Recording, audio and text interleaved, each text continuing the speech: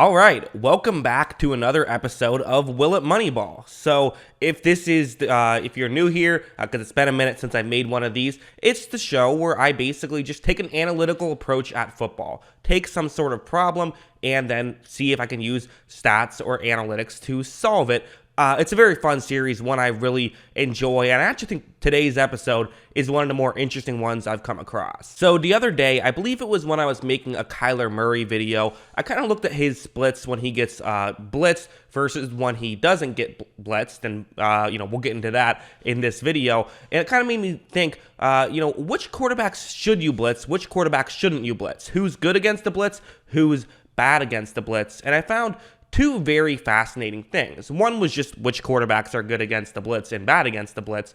But the other thing is that teams don't necessarily blitz quarterbacks the way they should. Because to me, the more fascinating thing isn't just who's good against the blitz, right? Because, obviously Mahomes is amazing against the blitz, but he's also amazing when he's not getting blitzed. So it's kind of like, it's pick your poison with him.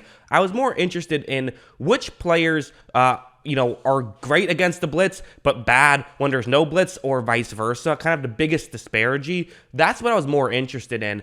And so I found some very fascinating things. I'm going to first just talk about the most interesting ones, and then we'll just talk about every single player in general. So first, this stat, pretty simple. This is passer rating. This is the average passer rating of each quarterback when they're blitzed versus when they're not blitzed. Worth mentioning, that's different than the passer rating as a whole. This is average passer rating. Two different things, but relatively similar. So as you see, teams do perform better when they're blitzed versus when they're not blitzed, which is interesting. So the blitz actually does mean that you throw the ball better, which does kind of make some sense because, again, this isn't accounting for sacks, so that's obviously a big part of why you do blitz. So that's kind of the factor, and you're giving up a risk factor when you blitz. So that checks out, but worth noting, kind of an interesting thing. All right, so these 8 players are the most interesting ones to me, so you're going to be a little bit confused by what exactly are you looking at, so allow me to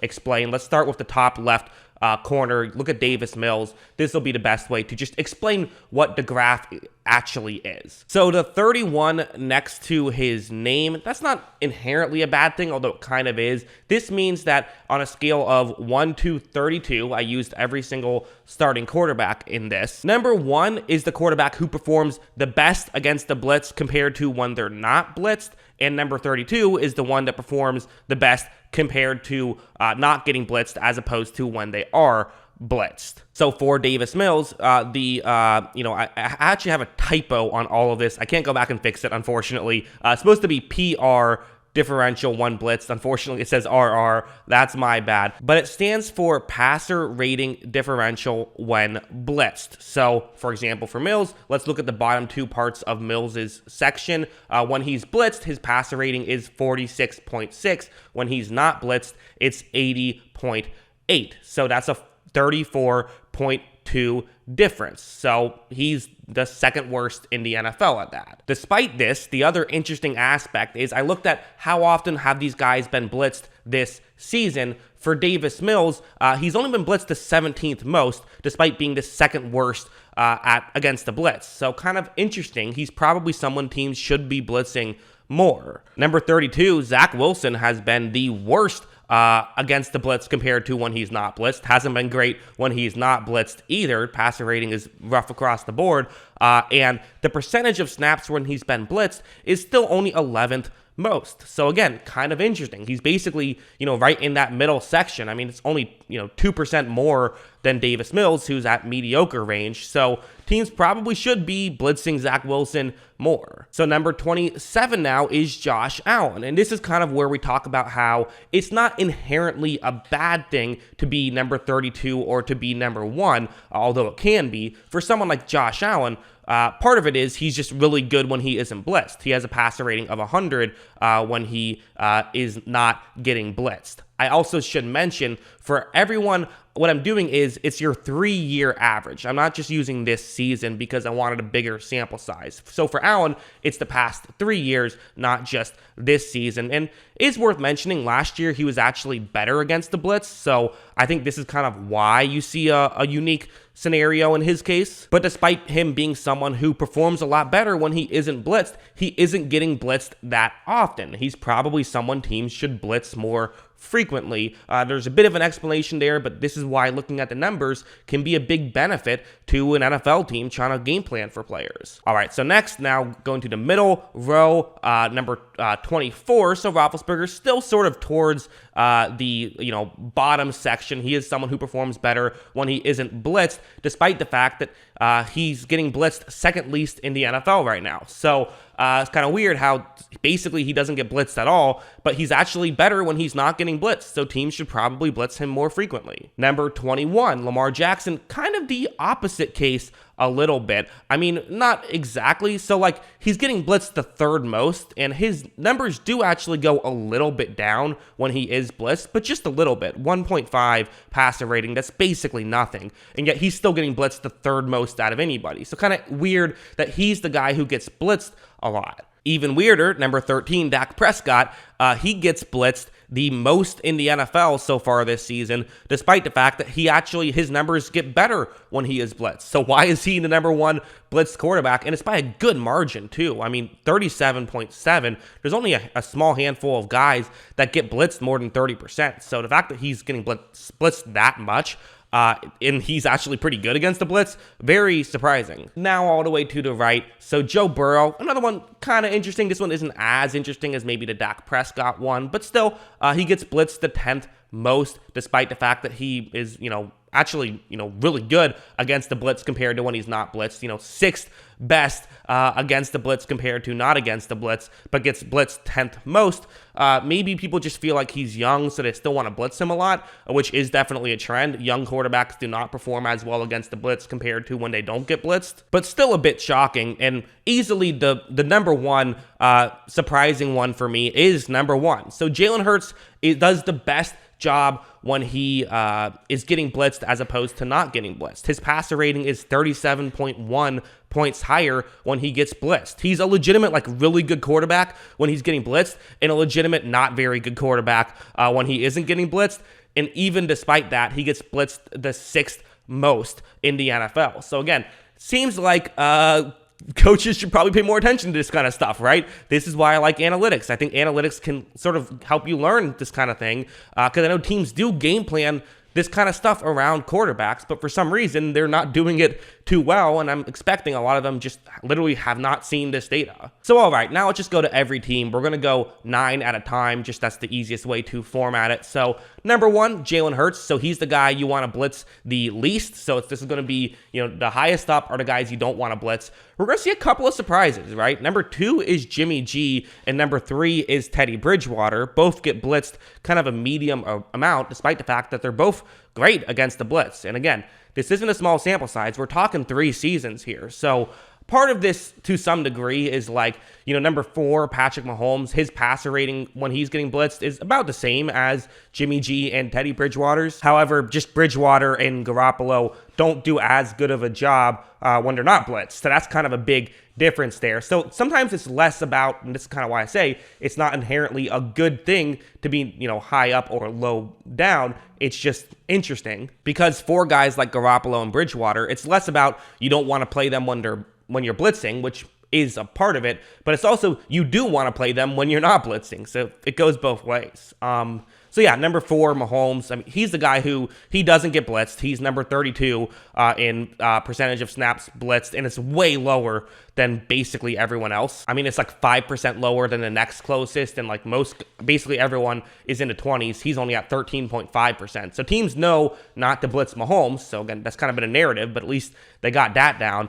Number 5, Tannehill does very good against the blitz. So number 6, Joe Burrow, we already talked about him. Number 7, Tua. Again, a bit of It's partially because when he's not blitzed, he doesn't do that great. So that's kind of a bit of a disparity. But, Tua is someone who you shouldn't blitz and teams don't blitz. So they kind of got that down. Kyler Murray at 8, another guy teams shouldn't blitz and teams do not. And Jared Goff, teams basically have not blitzed at all this season. And, he does perform better against the blitz. And this might be a bit surprising for some people that, you think who does well against the blitz? Oh, these mobile quarterbacks. Well, not necessarily. Sometimes what helps you is just getting rid of the ball quickly. You look at these 9, there's some mobile quarterbacks here for sure. Mahomes, Murray, Burrow, all guys who run around. Jalen Hurts, even Bridgewater can move a little bit. But it's certainly not the, only way to be effective when you're blitzed or to be better against a blitz versus not blitz. All right, next panel, next 9. Derek Carr, still top 10, despite the fact that he's also top 10 in getting blitzed.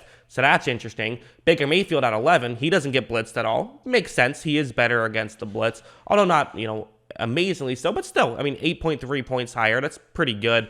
We're kind of getting into the territory right here where these are kind of the guys who it doesn't matter that much. And I think at this point, you could say just run your offense sort of once you get to 12 down, or run your defense. So if you're a team that blitzes a lot, maybe just blitz a lot, don't change things up too much against these middle guys. So Stafford, Dak Prescott, Jameis Winston, Taylor Heineke, Kirk Cousins, Matt Ryan, Carson Wentz all perform slightly better when they do get blitzed as opposed to don't get blitzed. But it's kind of right around that medium range where most teams do. So you probably don't want to change things up too much against these guys. And moving on to that next section, it's kind of a little bit similar. I know Tom Brady at 19, he has the perception of can't blitz Brady. If you blitz Brady, he's going to tear you apart. Well, no, he's actually, he still is better when he's blitzed versus when he's not blitzed, but it's not really a huge difference. And he's actually on the lower half of guys you don't want to blitz. So kind of interesting there.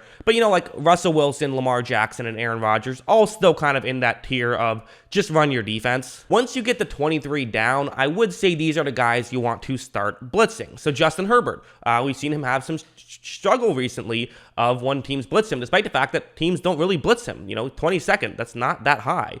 Roethlisberger, we talked about at 24, top of right.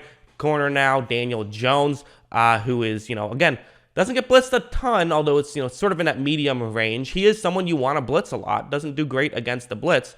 Sam Darnold, he's a guy that you'd like to blitz a lot, and teams do. 7th most in the NFL this season.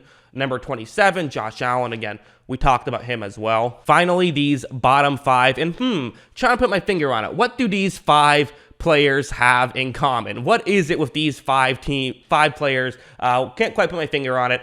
Oh, right. These are the 5 rookie starting quarterbacks, all here in the bottom 5 of guys you want to blitz as opposed to not blitz, which makes some sense. Rookies, don't perform as well when they are blitzed as opposed to when they're not blitzed. So these are the guys you make them pay. You blitz them all the time, despite the fact that, a couple of these guys get blitzed a lot. Mac Jones, 2nd most in football. That makes sense, even though he's actually the best of the bunch against the blitz.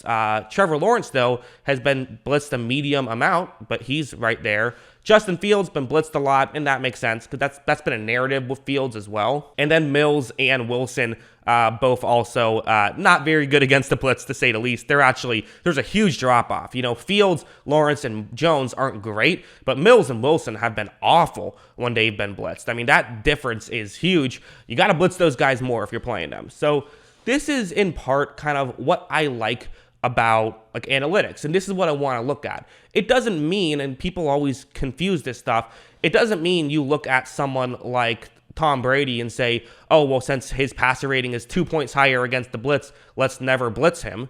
No, at that point, there's enough variance that kind of just run your defense the way you want to run your defense. That doesn't matter too much. But when you see, hey, Zach Wilson's passer rating is 38 points lower when he's blitzed, to me that says, okay, let's blitz the hell out of him. Let's make sure we do that. Hey, when someone like Jalen Hurts, his biggest success is directly correlated to how much he's blitzed, don't blitz him. Play coverage because that's where he's struggled. That kind of stuff, that's what I focus on. And it is a little bit frustrating to see some of these just like, again, the fact that Hurts gets blitzed the 6th most in football is insane to me. I know everyone wants to watch film and pay attention to the film. You should. That should be a necessary component of this. But look at the numbers too. Use both to help make your decision. Everyone says that, but most people don't actually look at the numbers. That's where I get a little bit frustrated sometimes. But yeah, so that's what I think about this stuff. It's very fascinating to me. Also, one last thing I'll say is that I know, you could argue this isn't all just a quarterback stat. Some of it is on the offensive line or on the running backs or tight ends and how they blitz protect, which I think is fair, but also it's kind of irrelevant to the topic of this video because we're talking about who you should or shouldn't blitz. So it's really which team you should or shouldn't blitz, not which quarterback. So regardless, it kind of all blends together. That's what I think. What do you guys think? Let me know in the comments below. Always love hearing from you. And of course, as always, thanks for watching.